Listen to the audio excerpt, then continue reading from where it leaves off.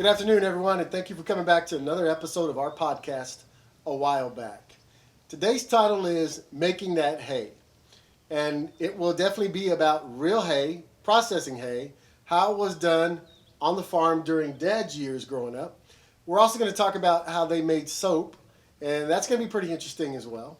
But before we get started, there were three parts to an episode that we had did right after Christmas time, and it involved all the original siblings of the family. I wanted to make sure that we went back and we thanked all the original siblings that were there: Aunt Mary Ann, Aunt Pauline, Aunt Beatrice, Dad, and Uncle Henry. They all did an outstanding job with that three-part little mini-series, and I can't thank them enough, and they did a great job across the board. It was really informative, really something that a lot of people may have forgotten certain things, but it would kick off a memory of someone else, and it worked out really well. So to all those that I just listed, thank you very much, and y'all did a great job, and we greatly appreciate it. So there was one other thing that came up recently that I wanted to make sure that I recognize. Both Pam and Scott, Pam's my cousin, Scott's her husband, they found a video that contained Grandpa and Grandma's 60th wedding anniversary.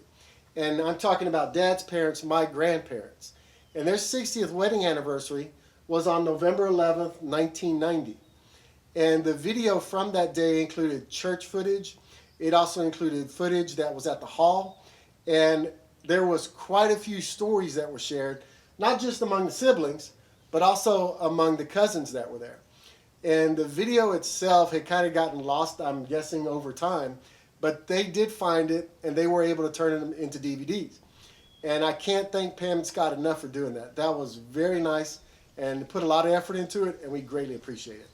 The reason I bring that up is because we're hoping to also have a few excerpts or pictures from that video that we're going to go over at a later date. But today, we're going to get started with making hay. So, Dad, you want to go on and talk about making hay back in the days when you were much younger? Oh yes, well the way we made hay in the in my days were you you would cut the hay with this horse-drawn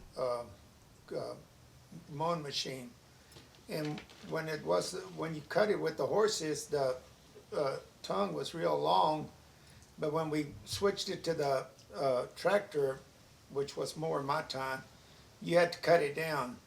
So when you cut with this machine, usually what happened was the tractor was actually too fast for that mower. So you had to constantly stop and awl the thing. Right. And if you wouldn't awl it, it would you'd just burn it up. So that was one of the things. But I remember also the rakes in those days. We had this big rake. It was about 10 to 12 feet wide with prongs, and that's what you went and you picked up after you cut it with the machine and you let it set a while. You went ahead and used this wide rake, and usually it'd be someone on the rake with the mules. Of course, with the tractor down, we just took the rope. You had a rope from the tractor all the way to the deal. And when you wanted to, after the rake would fill up, you just dump it with the rope. You dump that hay, and after you dumped it, you made piles of it. And then after you had the piles made, from the beginning, what we used to do is, I don't know if we used to make haystacks. Mm-hmm. And what you did, you went ahead and you put a pole in the middle of it, and you'd make about a 12-foot circular circle with the hay, starting with the hay, and you'd work it up into a cone. Uh-huh. And that's the way we put up the hay in the first time. But when you would put it into the stack and you would put it up as a cone, did you tie off the top of it? Or how would it stay in place like that? I don't know. It just stayed in place. Oh, it did? You just pressed it. All right, wow. Because it was still moist at the time. You stomped it into place. Oh, okay. And you take it all the way to the top, and you didn't have to wrap it or anything. I don't know how it stayed there, but it definitely stayed there. I know that. But also, what else we did was we made corn tops. And the corn tops, which we had mentioned in one of the earlier episodes, is where you went and you cut the top right above the ear. And what you did, you just went ahead and kept going, and you make piles of it. And you stack them, and then what you do, you let it dry 3 or 4 days. Uh-huh. And then you go ahead and tie them into bundles. And that was one of the other things that we made the haystacks out of, was Right. the bundles of the corn tops. But the way we used to do it with Daddy was real good at it. The kids, we weren't that good with it. We needed the string. But what he did, he would take a stalk, and he could just use a stalk to tie the bundles with. Really? Yeah, instead of. So that was that was like his twine or Yeah, his rope. I could do it too. Yeah. But I couldn't do a big bundle like he could. Right. His bundle was much bigger than mine. I could do it with a small bundle, but I couldn't do it with a real big bundle. But yeah, that was the secret to it. It was a secret to it, where you just run it underneath there, and then you just wrap it up and you twist it under. But like I say, all of us used mostly twine, Right. which was much easier. But the thing about it is, after you run your hand under there, and from the beginning, it wasn't that bad. Mm-hmm. But later on, when the red ants came in, Ooh, yeah. and you'd run your hand under there, and sometimes you have to fight red ants off deal. Yeah. But that was the way we got a lot of the hay done. But going back to that, later on they developed a system where they had this baler, where you take go from pile to pile, with the rake would put it on piles, and then you'd have a baler that you'd go from pile to pile, and you had a pitchfork where you had to feed it into the baler. Right. But between each bale, you had to drop this block of wood to make that square To bale. separate. Right. Right. To separate Right, the right. hay. And then when you separate it, what you had to do, you had to run wires through there from each side. You wanted to make sure you didn't get your hand caught Right. in Oh, that. man. Because that would have. Can you imagine how many Oh. hands got destroyed because of those things Oh over yeah, the years? that Ooh. definitely would destroy your hand. But you ran wires through there from both sides, and you bring them together, and you tie the bale with wire, Right. and then it would pop the bale out. So for the bales, how many head cattle did Grandpa have that y'all were feeding these bales with? Would he have 20? Do you remember a rough estimate? I would say maybe 17. 17 or so? 15 to 17, All right, yes. good. All right. And so. So yeah. with the corn stalks, would y'all feed that at different times of year as opposed to the regular hay? Or what would y'all do with the corn stalk bales that you had? Well, with the corn stalk, with them corn tops, like we call them, we don't call them corn stalks because that was below the ear. But anyway, the corn tops, what we did is we would take them to the granary, Uh-huh. and what they do, they would crush it with, and mix it corn, and you mix your corn and your filler, whatever you had, Right. in there, and that's what you'd feed to the cows. Okay. You could feed it that way. But you could also throw those corn tops out there. I remember throwing them out there in the pasture, and the cows would eat them that way too. But going back to, like I say, that it was all kinds of different ways of doing that hay at that time.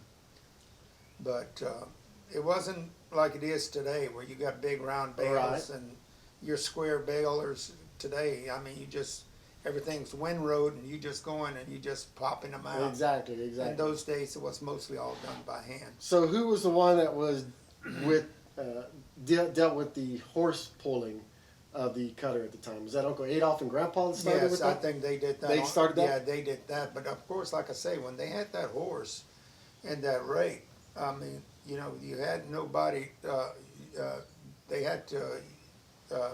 Somebody had to be on the rake Just oiling it to flip nonstop? the lever to Right. release all the hay all Wow. the time. But then when you got on the tractor, I mean, you could run a rope from the tractor to the rake, and it was a little easier. Oh, good. All right. But yeah, that's the way that was done. Well, that was interesting. So, Yeah. all right. So now let's talk about one that a lot of people aren't aware of, and how it was done in the early days. But how would Grandpa and Grandma, I'm sure, did a lot of the work, but how would she make soap? Oh, well, that was another thing. The way Grandma would make soap, she'd take all this fat from either the calf or the hog, and what you do is you put it in this big kettle, and you'd ball that thing, Uh-huh. and you'd ball it into a lard like. But then she also put lye in there, which today, if you think about today, I don't know if they even sell lye. I don't know. They I don't do. know. I know it's very Yeah. deadly or whatever. But in those days, I don't understand how she knew how much lye to put in that soap. And what she did, she went ahead and made that soap. And after the thing was, after she made the soap, she'd go ahead and take it out, and she'd cut the bars of it. Right. Cut it into bars and stuff. And that's what we used for the soap. But at that time, I was just trying to think, if she would have put some of that perfume or stuff. Yeah, that's in what I was it. going to ask you next. No, Right. she didn't put that. Oh, she didn't add it. It was plain soap. It was more or less like your ivory soap. Oh, which okay, is okay. today. You're right. But yeah, that was pure soap. But that's the way she made that soap. But man, it took a while to do all that. Oh, I can imagine it did. And for her to cook that. That had to be But a lot of work. It amazes me today knowing that, that lye was so It was so prevalent back then to use it in hazardous, soap. yeah. Yeah, exactly. and I don't know, it amazes me how they knew how much lye to put in that. Yeah. So. I was just wondering if Grandma did add any kind of sense to it. That was going to be my next Yeah, question. no, that she didn't. And She didn't, I was okay. wondering now. I was thinking now. That's the way. If she would have put some perfume or anything, in it, Lavender or anything. or anything, Yeah, that would Can have you been imagine? something. That would have been just That like would've regular, been- like that your would've- regular soap bought soap. Absolutely, that would have been interesting. Wow. But yeah, she used that soap even for like washing with on the rubbing board. Yeah. She had. In those days, you had the tub and a rubbing board, and where they had to just scrub to get the clothes clean. And I know she used that soap at that time for that too. But it's just unbelievable how the Exactly. old timers, how they knew how to do all to do that this stuff. Right, exactly.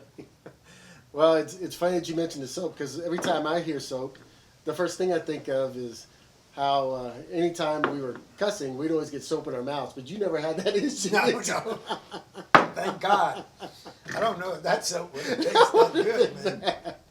Oh, that would have was been bad pure at that stuff. point, That right? was pure Exactly. stuff. Because out here, Mom sure didn't mind putting soap in my mouth when I was cussing. So I guess you dodged a bullet on that one. And I understand you and Brian and Brenda, y'all all and Stephen, y'all all had your favorite brand. Yeah, mine was Irish Spring at the time. Irish Spring. That one I could tolerate. The rest of them I couldn't. Oh man. But yeah, so you didn't have that problem. That was No, good for no, you. we didn't have that problem with the soap. But yeah, So- I remember. By the time y'all were through back with hay and everything, would y'all take any of the hay? Did y'all put it in the barn anywhere? How would you, or would you even move it around? Now okay, that brought up a good point. Yeah. Because I remember, then when the bales, when we started making the bales, Mhm. that's when we always put them in the barn. Okay, all right. And you talk about putting those things in the barn, you'd stack them in the barn, and that was quite a bit of work with I that bet it bale. was. Because at that time they didn't have those bales, no 50s. No, it was just 50, whatever 40 guesstimate, pounds. right? Yeah, some Yeah. of those bales might have weighed 70, 80 pounds at that Exactly. time. Because they try to make them as Right. big as they I can could. imagine. Yeah. Because they try to save on the wire and everything else. Absolutely. That's the way you did Yep. it in those days. But going back to Because that was the same way Grandpa was with the cotton bales. He wanted the most weight exactly. he could possibly get out of Exactly. every one. So that makes sense. Exactly. Yep. And then also I remember, growing up, during we didn't buy fertilizer. Oh. I remember that when we wanted to use, what we did was we cleaned out the cow pen, Right, the cow stalls, manure, right. Mm-hmm. and I remember hauling that on that old wagon. Or only reason I like to do that job because I got to drive the tractor.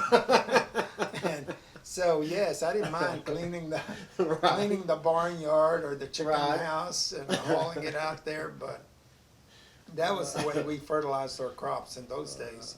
And I mean, if with the barnyard and the chicken coop, you know, you could fertilize probably a good 4 or 5 acres. Well, that's the way so many people are going nowadays. The self-sustaining Yeah, farms are doing the same thing. Exactly. Did you? And It I always comes full circle and things like that. So And I notice now that, you know, the organic Absolutely. fertilizer now, the chicken manure, they're selling that for by the tons. Exactly. now. So that's something they're coming back to, and that's, I mean, that's nothing new. We did that, and we did that exactly, it just comes full circle eventually. So all the 65 years ago. all the produce that's coming out now that's labeled as organic is Right. due to things like that because of the Exactly. fact that you're repeating the old processes that once were in Mhm. place and once were a necessity. Excuse me, that were once a necessity are now something that people are practicing again 40, 50, 60 years ago. Yeah, So, exactly. yeah, that's exactly. outstanding. Good. So, yeah, but I know that the fertilizer has changed now. Everything's dry fertilizer, either liquid fertilizer. Yeah.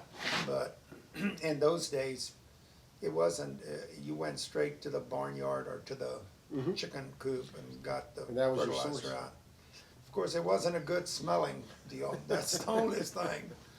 But like I say, getting to drive the tractor, I didn't mind doing that job. So Well, maybe that's what started your obsession with tractors. I is guess, that age but I've group. always loved tractors. I know, exactly. But All I right. remember also plowing in the fields over there as late as 10 o'clock at night. You know, with the How did you lights. even, what kind of lights did you Oh, have? we had lights on the tractor. Oh, you did have lights on the tractor? Yeah. At that time, we had Oh, okay. lights I on didn't the think it even had lights on it at the time. But I remember I'd stay sometimes over there in the field at 10 o'clock, and I know Daddy would come, start getting worried. He might be start looking for me at about 10 o'clock, but of course I didn't mind it. I just loved riding that tractor. Wow. Yeah. Well, the good thing is that, you know, as far as hay, it's made tremendous leaps and bounds differences. It And like has. you had said, how it's made today. And then like the hay that you have back here by the barn, Yeah. it's all protected wrap now compared to Oh, what it used to be. yes. It's completely different ball game than what it used to be. And you know, talking about them haystacks, I don't know if you remember, but when we first moved here, I remember making a haystack back Yeah, here. back here, yeah. You remember I was that? going to say I thought it was by the barn, but yeah, it was Yeah, back in this it, corner. it was back in Yep, this section. that was a long time ago. That was a long time Because we used to ago. play on it. It was a lot of fun. Yeah, Yeah. yeah. But, yeah. And so, Well, that was a lot of fun growing up with those haystacks too. yeah. All right. So, is there anything else you can think of regarding the soap making that we may have forgotten? No, I'm pretty confident that maybe one of your sisters is going to remind you of something later Oh, on I'm sure after they'll the know episode. more about that soap making than I do. Exactly. 'Cause I think they were closer to, you know, work with Mama. a Yeah, lot more exactly. than I did. Because Grandma did so much work on her Yeah, own, she too. did. She did Oh, wow. everything. She sure did. Mm. So, All right, well, great. So we're going to be coming to the end of this episode. Like I said, I wanted to thank the original siblings that were on those earlier episodes with us. That was outstanding. And we look forward to doing it again sometime soon. We're waiting, of course, to see how if everything is going to turn fairly quickly regarding the tide with COVID and the vaccine. And we're hoping things can get back to normal much quicker than anticipated. And at that point, we can get everybody together for an episode. And that's what we're really looking forward to again. But you can see that both Grandpa and I have a very special guest with us today. His name and the title of this episode is going to be Goliath. So normally you equate Goliath with a big, huge monster, man, animal, something along those lines. This is one of the brand new cattle that Dad is going to be breeding at his place. It is a miniature Hereford. And Goliath here is his first bull. He's going to also be looking at getting some more cows added to the place here. And this is something that's going to be interesting to all of us because of the fact that I've never really I've seen miniature cows before, but I've never been this close to one to really notice just how small they are. But this miniature Hereford, we're guesstimating his weight is around 200, 2.25, Dad. What would you say? Probably so. All right, so we're Maybe going to say between 2.25 and 250. But he is a Gentile, docile little guy, and he's going to be very entertaining for Sophia and Tyler. And I guarantee you, they're really going to get a kick out of it. So, Dad, you want to go on and tell us a little bit about Goliath here? Where did you find him? All those kind of good things. Well, little Goliath over here, I had to go all the way to Blessing to pick him up. And at first, when we picked him up, he was real skittish. And man told me, he said, I don't know if I can even get that bull in the pen. He said he's so skittish.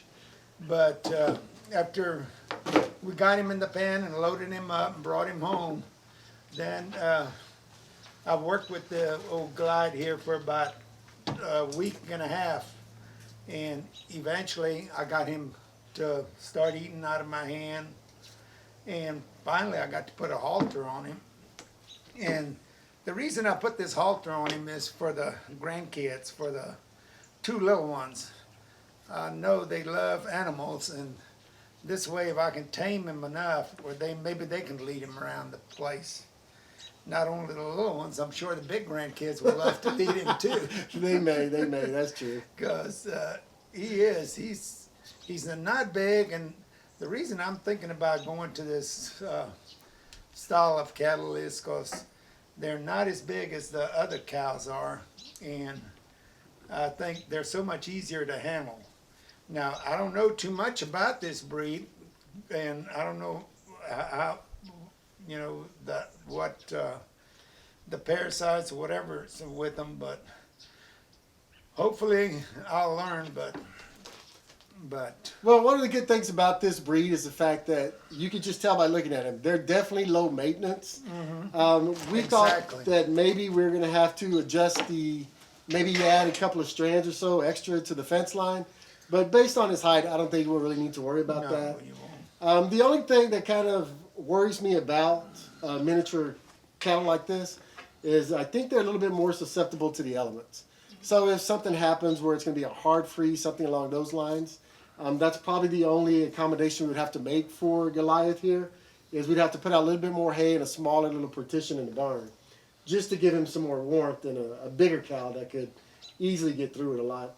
A normal sized cow could get through it a lot easier. But I think that as far as these breeds go, they're very entertaining. The first time I saw him, I couldn't stop laughing. But I'm going to be You're still laughing. still laughing when I see it. But what's amazing is that this calf, well, I'm sorry, not calf, this bull is literally a little bit more than 9 months old, and he can't be taller than maybe 40 inches all the way up to the top of his shoulder.